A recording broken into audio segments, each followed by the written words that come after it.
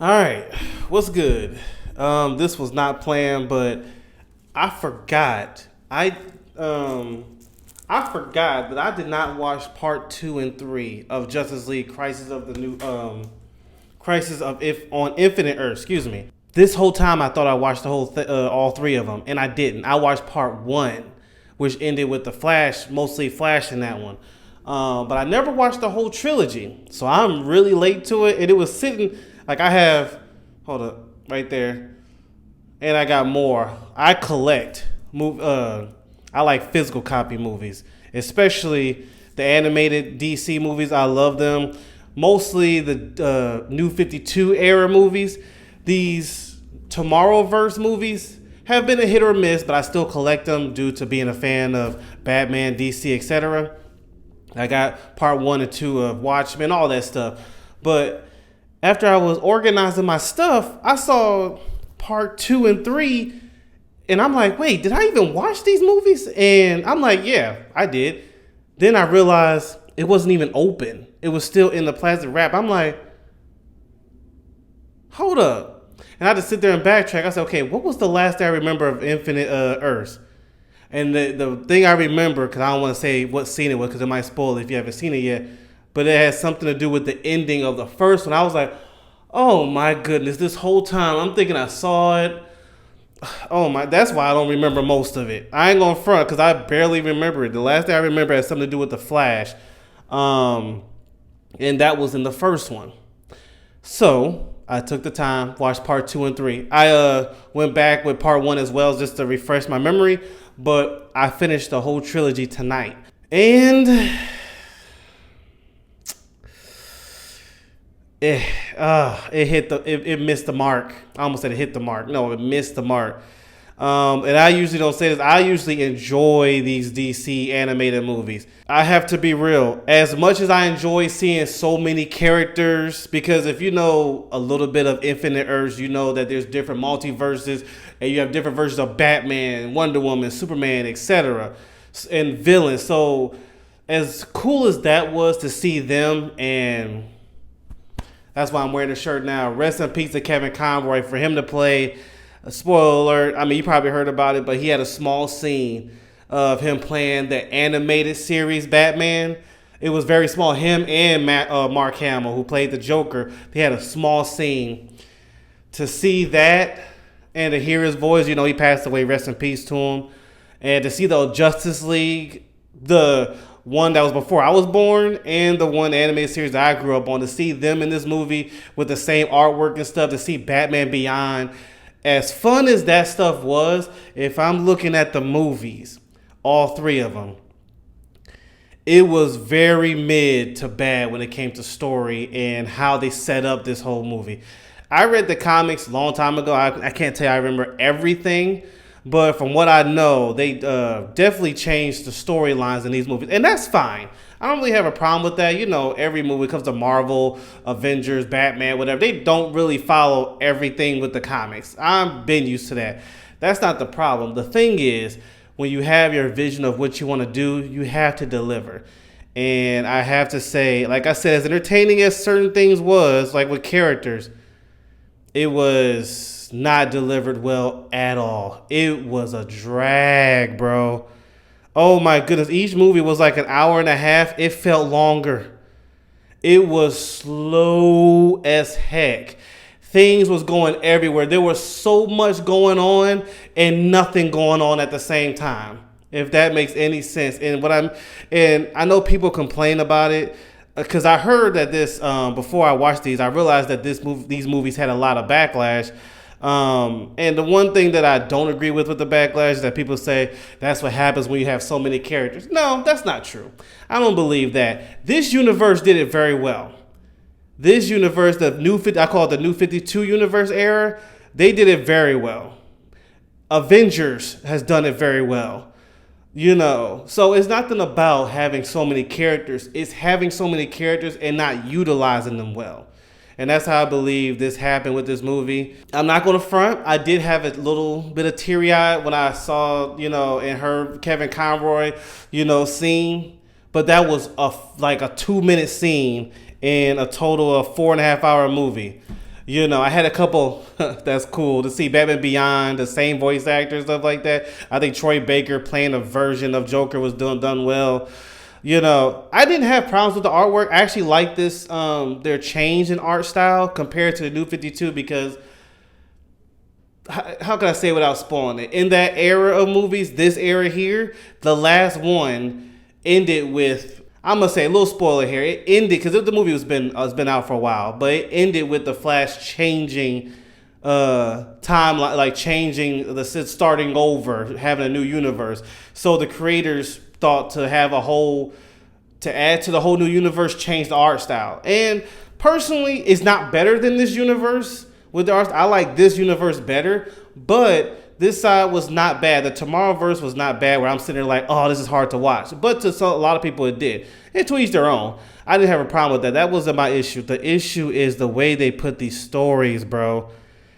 These movies were everywhere. I had to go back like, wait, back up. What? Wait, hold on. And I usually could catch stuff. This, like, and I was asking myself, is it because it's 3 movies? No, that's not what it is. It was just how they put together. And I think the biggest issue was because it wasn't entertaining for me and it was dry. Oh, it was dry. And it was slow. I think that's why it was hard for me to catch some things of what was going on. Now, eventually I did catch on to what was going on. But at the same time, once I did, I was like, oh, it's a drag. And it doesn't have that, okay, it's going to have a satisfying ending. No. This universe did it very well. And honestly, the Tomorrowverse should have done what this did. Take its time. I think they rushed a lot of stuff. When it came to Tomorrowverse whole universe, I think they rushed a lot of stuff where this, the way they broke it down and then the way they did the last one, which was a Justice League Apocalyptic War, or how was it? A Justice League Dark Apocalyptic War. That was one of the greatest DC movies ever. Not just animated, DC movies ever. And that was an ending. That was, if you haven't seen it yet, that was like that was DC's animated movies version of Avengers Endgame. Done very well. So when you seen that, and then you go to this version of these Infinite Crisis are their last movies, like their Endgame, it was like night and day. It was like, huh? And I'm not saying do the same story, but you could tell it was more effort here than it was there. And, because you're putting nostalgia and history, like with Kevin Conroy, just because you put them in there it's not going to keep us engaged in the story. Them 2-minute scenes or seeing other people, like different heroes, different villains,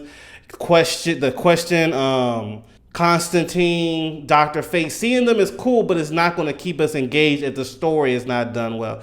And that is my biggest issue with this, is how the story was, the pacing.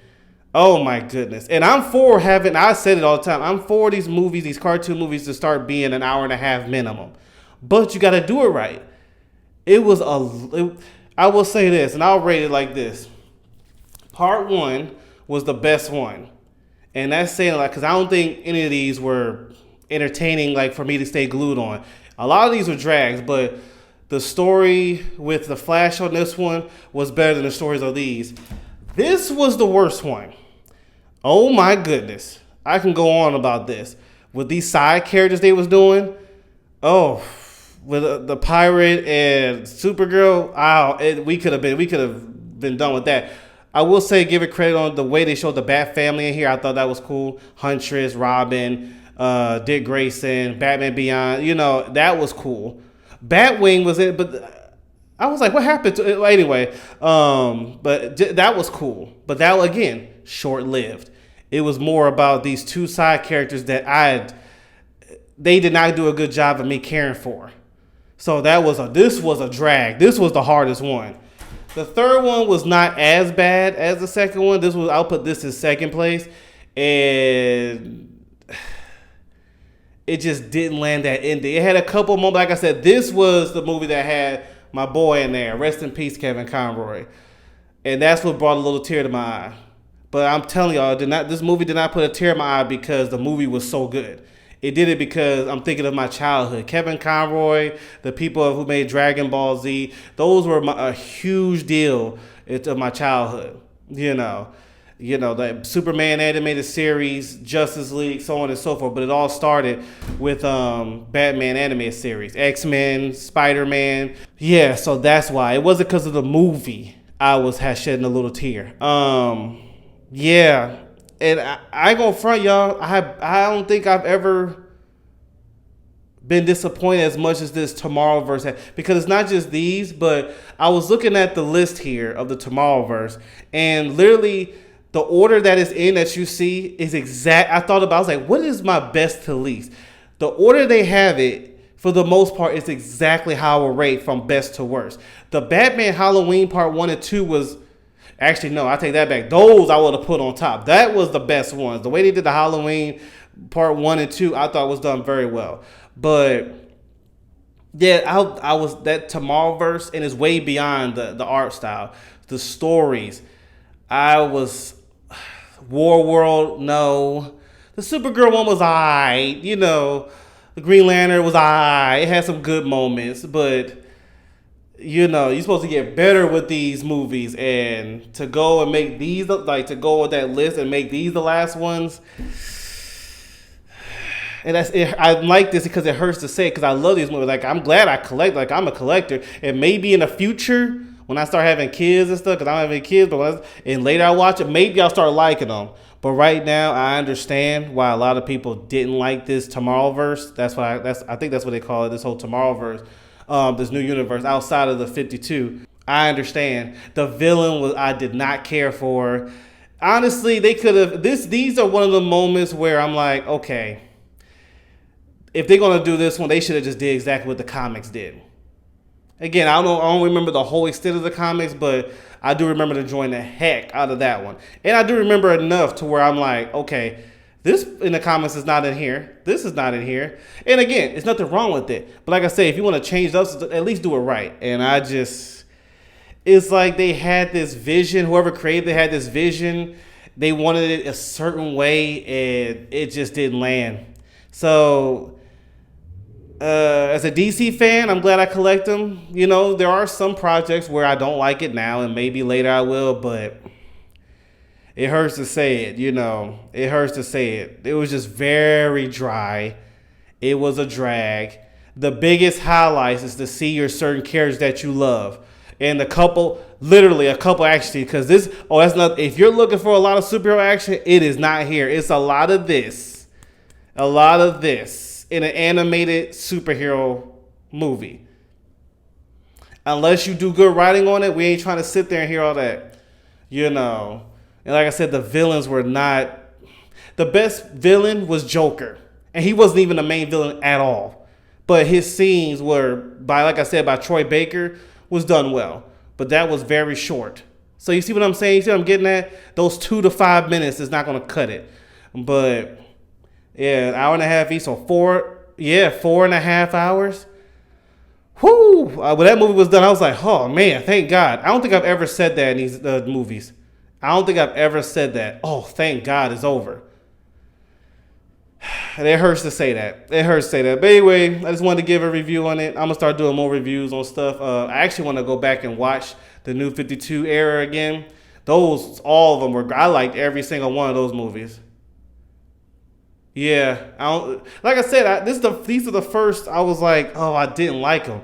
Like, even the other ones before this one, I didn't like War World either. But the other ones were all right before that. Yeah, that hurts. But I might rewatch these new 52 era movies and give a review on each one of them. We'll see.